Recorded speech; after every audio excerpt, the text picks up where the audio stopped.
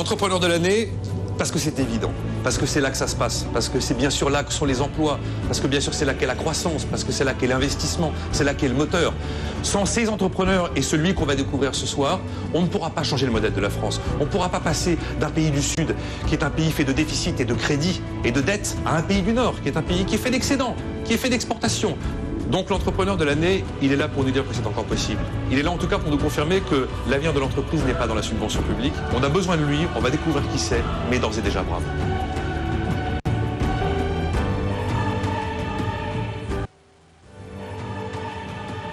Et pour remettre ce prix de l'entrepreneur 2011, je vais appeler à mes côtés un précédent lauréat, le lauréat 2008 de ce prix, le PDG de venteprivée.com, Jacques-Antoine Grandjean.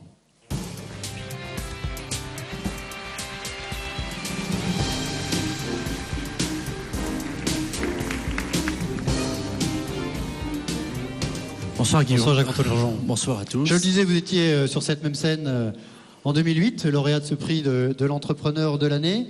3 années ont passé, plutôt favorables au développement de votre entreprise, je crois. Un mot sur votre actualité récente. Elle est toute récente et elle est américaine. D'abord, avant, je voudrais remercier BFM parce que je pense que l'entreprise et les entrepreneurs en France, c'est fondamental. Je remercie Monsieur le ministre d'être arrivé juste pour ce prix. Même si les autres sont très importants, celui-là est fondamental pour notre avenir. D'être entrepreneur, c'est un état d'esprit.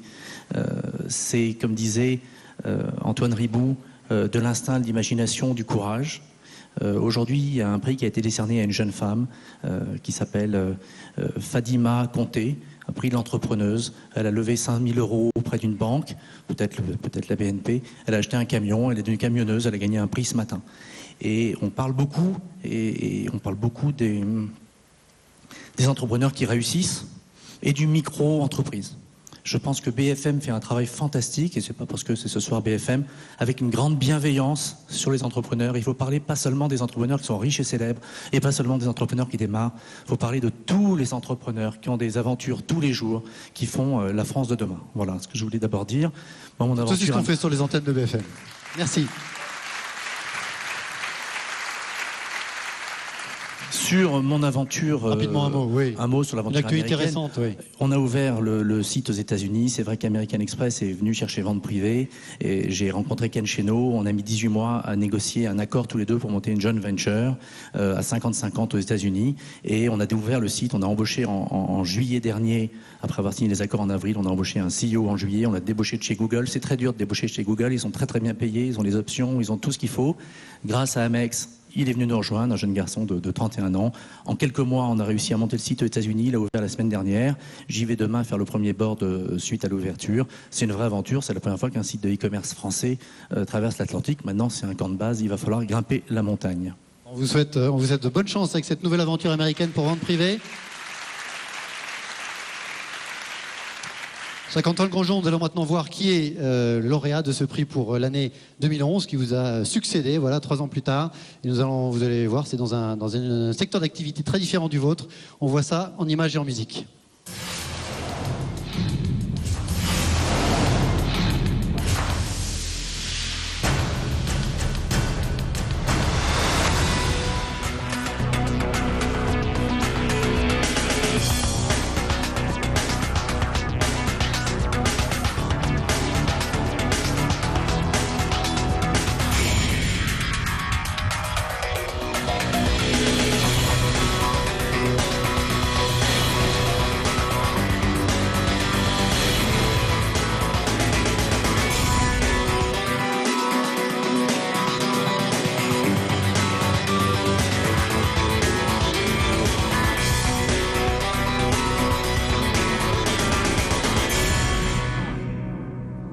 Monsieur Louis Leduf, président fondateur du groupe Leduf.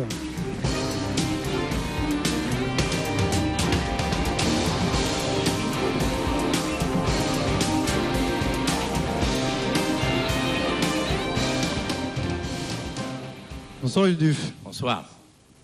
Vous êtes venu avec le programme. Pardon? Vous êtes venu avec le programme. J'ai pris quelques notes. Je suis ravi de vous remettre ce prix parce que on connaît les enseignes. Tout le monde ne connaît pas le groupe derrière et vous-même, entrepreneur depuis de longues années à la tête de ces enseignes de restauration. Est-ce qu'on peut dire que vous faites partie de cette génération d'entrepreneurs à l'origine de Accor, à l'origine de Carrefour, qui est allé chercher ses idées en Amérique? Vous, quelle est précisément l'idée que vous avez, entre guillemets, importée à l'époque? Écoutez, tout d'abord, Yves Rocher a démarré dans un grenier, je crois. C'est ça que vous avez annoncé. Louis Glemeur a précisé, en Californie, ils ont démarré dans un garage. Et moi, j'ai démarré sur un campus universitaire. J'étais étudiant à Montréal et j'ai trouvé une idée intéressante. Il y avait le campus, la bière, la discothèque, il y avait tout. Évidemment, il y avait des cours un peu. Et je me suis dit, tiens, en tant que breton, je vais monter une crêperie. Donc, j'ai monté une crêperie. Et voilà, mon garage à moi, c'était ma crêperie à l'université à Montréal. Alors, évidemment, mon but, quand je suis parti de l'Amérique du Nord, c'était pas de faire des crêpes. Mon but était d'étudier. Et je vous promets que celui qui m'a aidé beaucoup, c'est Paul Dubreuil. Un jour, fondateur d'Accor. Président fondateur d'Accor. Il m'avait expliqué, tu vois, il me tutoyait très jeune, moi je disais monsieur Paul, monsieur vous. Tu vois, il y a 15 ans, j'étais aux États-Unis, j'ai trouvé l'idée du motel, voilà, Novotel. Et puis j'ai vu l'équipe Leclerc, le Rock, m'ont expliqué, des Bretons, m'ont expliqué, vous voyez, il y a 30 ans, nous avons copié certains missionnaires qui ont été également aux États-Unis avec Trujillo. Alors je me suis dit, voilà, je vais aux États-Unis, et c'est pour ça que j'ai fait mes études aux États-Unis, rien que pour avoir le temps libre de trouver des idées et de chercher. Parce que si vous êtes français et que vous partez aux États-Unis, trouver un job, d'abord, c'est pas facile, à part d'être ingénieur dans l'informatique, et deuxièmement, dans les années 60, il n'y a pas de réseau. C'est-à-dire qu'un bon campus universitaire te donne un réseau exceptionnel. Vous avez un réseau à tout aux États-Unis. Ils sont ouverts à tout pour que vous avez quelque chose si vous ouvrez la porte. Et voilà pourquoi j'étais aux États-Unis, chercher des idées, et la première a été la petite crêpe bretonne dans le sens inverse. Et ça s'est généralisé à la restauration spécialisée, la restauration à thème. Alors, vous avez quitté l'école à 14 ans pour être maraîcher auprès de votre père. Vous êtes retourné à l'école à 17. Finalement, effectivement, vous avez poursuivi le cursus universitaire. Vous le disiez à l'instant, vous avez aussi été prof. Pourquoi? Vous étiez prof d'économie. Oui, j'ai quitté l'école à 14 ans. Vous voyez, j'ai passé le BPC à 18 ans, le bac à 21. Pour ceux qui ont des problèmes de bac parce que vous avez eu à peine redoublé une ou deux fois, c'est pas grave. Moi, je l'ai vu à 21 ans, vous voyez. Pour eux, qu'il y ait une sortie. Ensuite, j'y ai fait des études classiques et j'ai pensé, ça marchait bien à l'école, donc je voulais aller aux États-Unis. Donc j'ai fait un MBA parce que j'avais une bonne bourse qui me permettait sur un campus d'avoir du temps libre pour fouiller des idées. Parce qu'il faut du temps libre pour fouiller des idées. Parce que vous voyez, en face de vous, là, la DISCAC qui est là, la plupart d'entre eux sont sinon meilleurs que moi. Mais vous savez quel est leur problème? Ils ont bien réussi à l'école, ils ont bien suivi le modèle. Après, ils sont rentrés dans les entreprises et ils sont tellement doués, tellement travaillés qu'ils ont une promotion tous les 2 ans. Donc tu grimpes. Et finalement, tu es trop tard, tu as 40 ans, tu as 50 ans, pardon, tu ne peux plus créer ta boîte. C'est trop tard. C'est trop tard.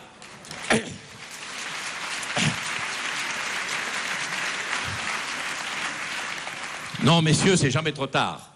Non, messieurs, c'est jamais trop tard. On peut toujours trouver sa chance après, d'une autre façon, avec l'expérience que vous avez, reprendre une boîte, la retaper, etc., etc.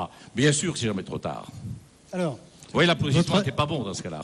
Louis Jedu, votre actualité cette année, c'est vous êtes retourné aux États-Unis avec un rachat important, le rachat d'une chaîne américaine de bagels qui s'appelle Bruegger's, spécialisée donc dans le bagel. Qu'est-ce que vous allez leur apprendre aux Américains? Vous n'allez pas leur apprendre à faire des bagels, ils savent. Non, mais c'est une chaîne américaine qui avait peut-être un peu vieilli, pris par un fonds d'investissement qui ne lui permettait pas d'investir. Alors, premier coup, ça va. Deuxième tour, ça affaiblit quand même. Et au troisième tour, eh bien, c'était pas mort. Qui a dit qu'il n'y a pas de mortalité? Mais enfin, c'était déjà malade. Mon boulot à moi, c'est de l'acheter pas trop cher, de la retaper, la franciser un petit peu, de mettre tout ce qui peut être dans les mouvements positifs du consommateur, c'est-à-dire tout ce qui est santé, tout ce qui est nouveau dans ces États-Unis. En fait, je vais apporter donc un peu de la France. Je suis exportateur du savoir-vivre à la française. Jacques-Antoine Grejon, cette question, voilà, sur un mot sur les entrepreneurs, vous le disiez tout à l'heure. Oui, il y a eu un sondage ce matin qui disait la France est le 19e pays en termes de création d'entreprises. Les Américains sont les premiers, deuxième c'est l'Inde, troisième c'est la Chine. On a tout en France. On a les banquiers qui prêtent, On a des écoles, on a des ingénieurs. Moi, je ne suis pas du tout ingénieur, je ne sais rien faire à part allumer mon Apple. Et je ne peux pas aller plus loin. Donc on peut réussir sur Internet, justement, sans rien connaître à l'informatique. Ça coûte plus cher, mais on peut y arriver. On a de la créativité, on a le plus beau pays du monde. On n'est que le 19e en création d'entreprise. Les hommes et les femmes qui nous gouvernent devraient penser à cette question, comment accompagner un peu plus ça, comment les gens vont être plus courageux pour se lancer, c'est du courage qu'il faut, comment on sort des écoles, comment on sort des grandes écoles et qu'on devient entrepreneur tout de suite. Il faut le faire très vite, c'est la théorie de l'escalier d'Yvon Gattaz, plus on attend, moins on le fait, c'est ce que vous venez de démontrer. Mais voilà, il faut repenser à comment on accompagne les entrepreneurs très très vite pour qu'ils le deviennent. La principale chose, je crois, c'est la question d'éducation. L'éducation. En effet, moi j'ai eu la chance de démarrer dans un milieu familial où il n'y avait pas d'employés. On ne savait pas qu'est-ce que c'est qu'un employé. À 14 ans ou 15 ans, après le BEPC, aller au boulot, apprenti, là on pouvait arriver, et puis 5 ans après, 10 ans après, tout le monde était entrepreneur. Tout le monde. Soit une épicerie chez Leclerc, qui démarrait juste là-bas, soit un artisan, soit un petit entrepreneur. Alors, cet esprit, moi je suis né dedans, et je ne savais pas qu'il y avait d'autres valeurs professionnelles, j'entends, que de créer. Mais c'est tellement facile. Et les jeunes, vous voyez, ce qu'il faudrait dire, c'est développer l'apprentissage, le tutorat très très jeune. Aux États-Unis, même si vous êtes un fils de milliardaire, je vous promets qu'à 14 ans, vous allez travailler. Ils vous font travailler l'été pour que vous ayez cette notion du client, du terrain, de l'homme, etc. Si vous arrivez qu'à 25 ans, après avoir fait beaucoup d'études qui sont indispensables, attention, eh bien, vous allez perdre un petit peu ce...